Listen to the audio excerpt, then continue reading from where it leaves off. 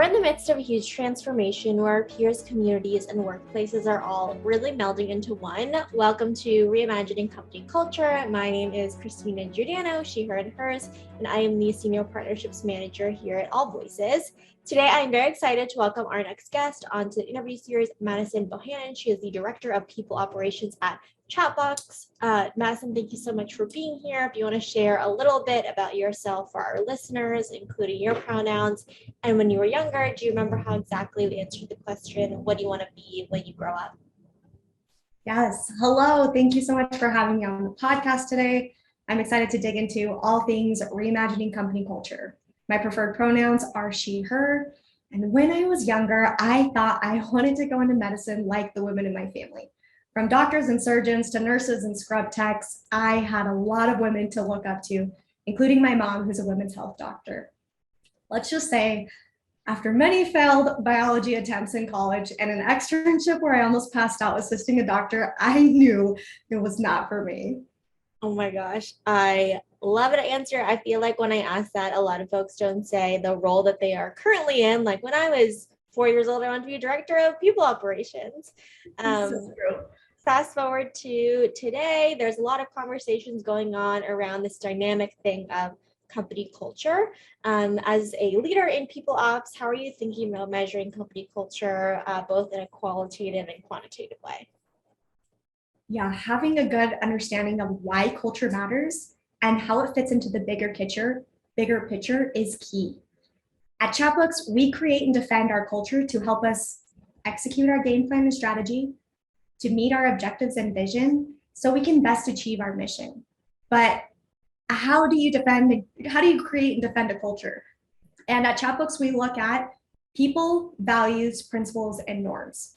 By understanding who works here and what matters most to the company, understanding what beliefs guide our decisions and how we do things, understanding what culture is the first step to being able to measure it all.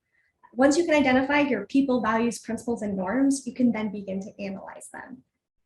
It's a very roundabout way of there's no cookie cutter way to measure company culture, in my opinion.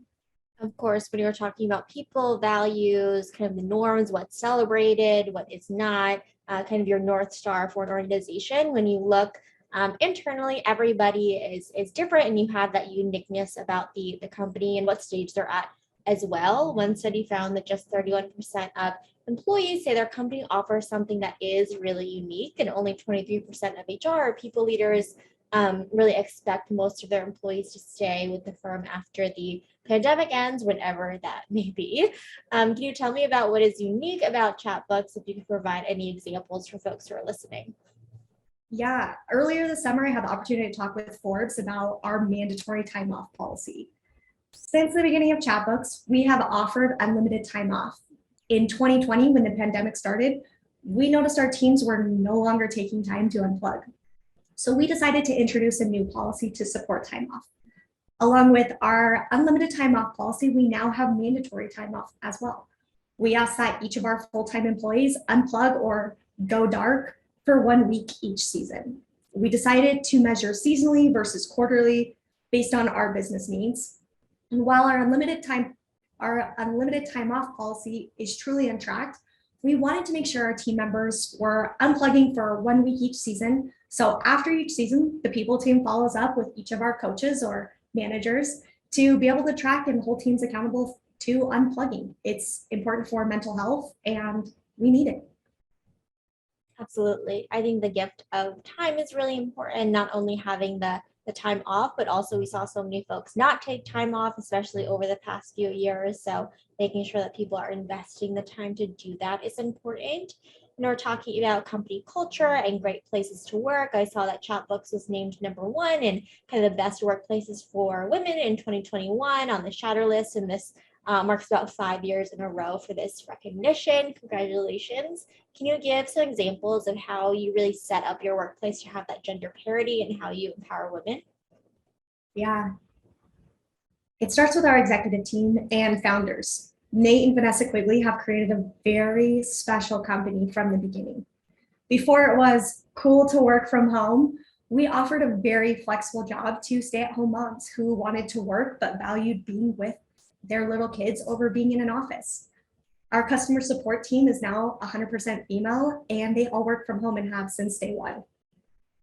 Our C-suite has equal representation from both men and women. 70% of Chatbooks team is female, with 60% of our leadership team represented by women. We have parental leave benefits in place that support working mothers. And with a mission to strengthen families, we hope to not only do that through the products that we offer to our consumers, but through the culture and benefits we offer to our employees as well. At Chatbooks, we review compensation for each full-time employee on a quarterly basis. We do this for a few reasons. One, we want to ensure we are always at market rate, which, as we know, can change quickly and sometimes frequently within the same year. And two, it's a competitive market. And our goal is to retain our talented employees, and we do so by remaining competitive with compensation before they come to us with it. Yeah, that is really important as well, to make sure that people feel valued and that they're paying equitably as well, and that effective communication. And we know that a lot of companies have been looking internally, whether it is kind of that equity in terms of compensation, but also just the employee experience in general. Business as usual is pretty much out the window because it had to be. Can you tell me about how you've redesigned the system, whether it's a process, policy, or initiative, to be more equitable over the past few years? One of the newest programs we've revamped this year is now called Career Clarity. It can be hard to articulate what drives you in your career and what you value. So we created a cool deck of playing cards around 5 different topics: your career, company culture, your role, your values, and company identity. There are 50 cards, and the goal is to choose your top 5. It's hard. It's really hard, actually. It really makes you talk through why you would or wouldn't keep one card over another. It's a great exercise no matter how early or late you are in your career. The exercise of articulating what you value and how your needs are being met at your current company can easily allow for your manager to understand your needs and goals and how you want to work towards them. The Career Clarity cards are our newest addition to career development at Chatbooks. It can definitely be easy to put career goals on the back burner when you're busy getting through the day-to-day. Walking through this exercise, articulating your career drivers, and aligning goals to what drives you is key to continuing to push your career forward. Absolutely. And it's really key to ask yourselves those internal questions as well, to be able to have those conversations with your manager, with your team, and with senior leadership. For folks who aren't as familiar, I know you shared a little bit about it, but can you really define the Career Clarity program's kind of key pillars there? Yeah, so I love Career Clarity because it isn't a massive framework you have to understand. That's the beauty of it. It's a human conversation guided with cards. We wanted to put a framework in place that reflected our culture. And well, annual reviews is not something we do at Chatbooks because we are always checking in on our employees to talk about how they're doing. We talk about an employee's career differently than most approach the subject. The cards are fun to use, but this is where we unlock insight. The cards serve the conversation, and the Career Clarity card deck that we've created to support the cards is there to capture thoughts and goals to review at a later time. There are 3 pillars to Career Clarity: why, what, and how. Why are your motivators or your drivers? These are the 5 words out of the card deck that identify what drives you in your career. The what is your ideal state. What does success look like? This can be a skill you'd like to build, a role you'd like to have, a large project you'd like to work toward, or even a characteristic you'd like to embody. And how is how you get there. And listing out the actions that will help you make progress, whether that's in a month, next quarter, or in a year, could look something like, I want a job where blank, blank, blank. I'm most fulfilled when blank, blank, blank, or I'm at my best when I'm blank. There's a lot of different ways you can look at this, and the overall idea of Career Clarity is to help the employee articulate what is important to them and how to help them work towards their career goals.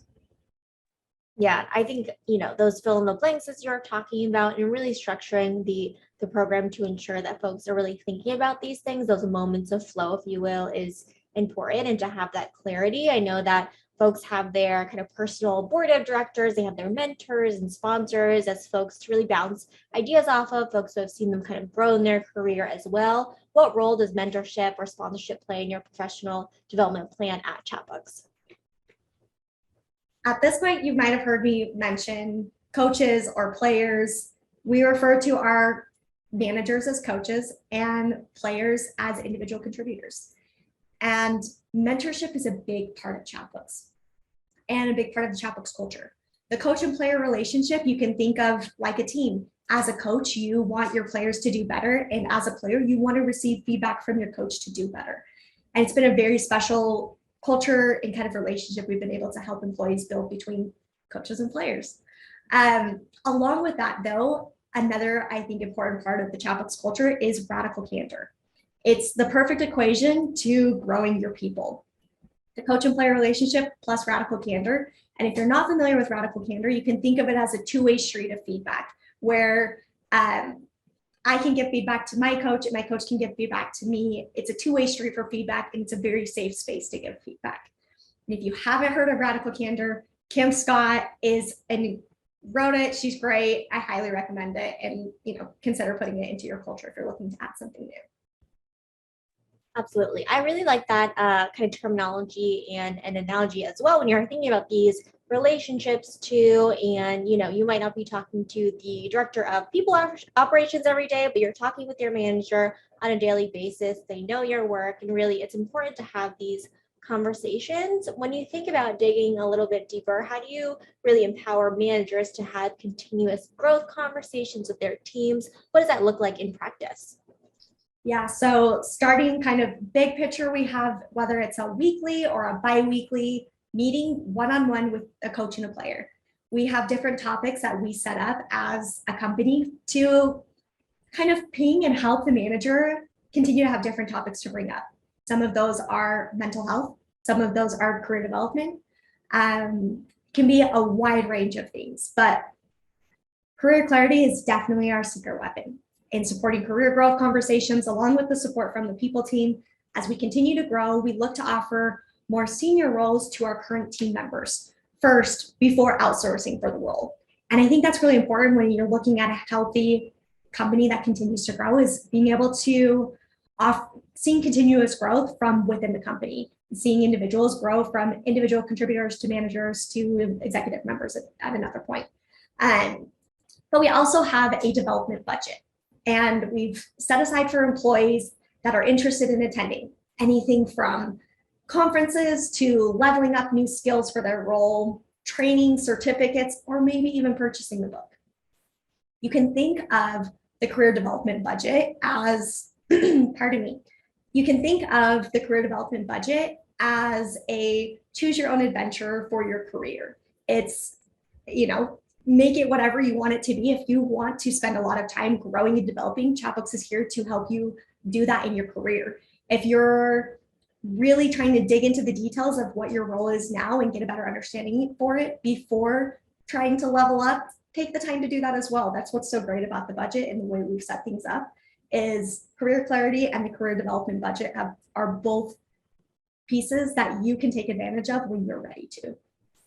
I love that. Having those resources available and really outlining what they're for is really important as well, to meet folks where they are and help them determine that. Kind of something else you brought up as well in terms of the relationship with your manager too is feedback. And I know there's all different kinds of feedback, and I want to ask how feedback really contributes to your company culture. How do you see that employee feedback management as an important tool to really build that kind of workplace of listening? And how do you see that kind of culture manifesting overall at Chatbooks?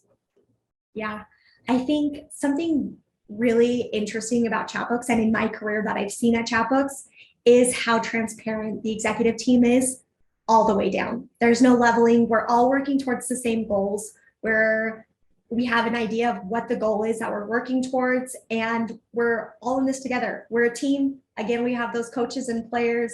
We're all striving to meet the same needs. So feedback is key to a successful company culture in general. And understanding what is not working and what is working is important. We ask for a lot of feedback, and we do a lot of employee feedback on all scales. This could be What from teams like what are we having for lunch? Did we like what was catered last week? Did we not like what was catered? To quarterly employee engagement surveys that include questions like management involves people in decisions that affect their jobs. We get feedback from the silly things, even including swag. We love swag, but like, let's get good swag out there, to things that are making the business move forward. We want a wide range of how the employee and how the company feels about everything that we're doing. So feedback and just in general is really important on all ends of the spectrum, and are consistently working to help us improve. Feedback is only there to help us do better. Absolutely. You want to know what's working. You want to know, what can use room for improvement and how folks are feeling on any scale, as you were talking about. And I think it also comes down to, when you have that feedback, trust. Do people feel like they're being heard? Do they feel like they will continue to be heard as well? And asking on an ongoing basis is really important too. Not necessarily at Chatbooks, but what are some of the common mistakes you're seeing companies making in their people strategy today, just out in the universe? Yeah.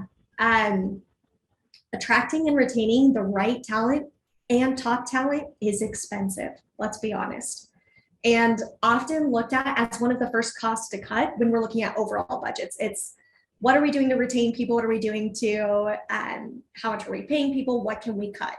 And so I feel like so often what we don't realize is people are what makes a company successful. If you have great people in the right spots, the company is going to be successful. You're all going to be working and grooving at the same point. It's going to be great. But there are often not enough resources allocated to people teams, one, to attract talent, let alone to retain talent. And this can be anything from compensation to benefits and perks to, you need to remain competitive. And there's a lot of different really cool companies out there doing really cool things. And sometimes, especially now when it's a remote first workforce, that, stock kitchen in the office is not so appealing. So, remaining competitive with your offerings, I think, comes from having the resources allocated to the people team. I also believe that people teams are also expected to do a lot, and it's so often done behind the scenes. And having an appropriate sized team is important to avoid burnout within the people team. And being a people leader, I want to make sure my team is, one, unplugging and taking care of themselves so they can bring their best selves to work and really be there for the employee in the onboarding and the benefits and all of these different life events that we as people teams get to be a part of. I want my team to be able to bring their best selves to those moments for the employee. Absolutely. I think that is really important to remember, and also define, what does it mean to be a competitive employer? What does it mean to really engage the folks at your organization as well, retain them, and attract great talent too? And I think it comes back to values, the people, the mission of the organization, which what we were talking about earlier as well, which is unique to every company and consistently needs to be looked at too, and have support from senior leadership and executives. Madison, is there anything throughout our conversation that I didn't ask that you want to share, or, underscoring a couple key insights that you hope people really bring with them after hearing our conversation today? Yes, I'd love to leave you with two things. We're a remote first culture, but value in-person connection. I love this new remote first world that we live in, but I still feel like there's a lot of value to that in-person connection. So we made the decision to fly our employees to our headquarters 3 times a year, and it's made a great impact on the continued growth of Chatbooks and the way our teams work together. The value of connecting in person and building relationships is key to a remote first workforce. And the second thing, download the Chatbooks app and get 20% off your first book with code podcast20. I love that, Madison. Thank you so much for sharing your experience, what's cooking at Chatbooks, and also just your insights for folks as well. And thank you for being on the show. Of course. As a reminder for folks who are listening at AllVoices, we really believe in both employees and employers being seen, heard, and understood, and know it's a requirement for the business to really succeed overall. Have a great rest of your day, everyone.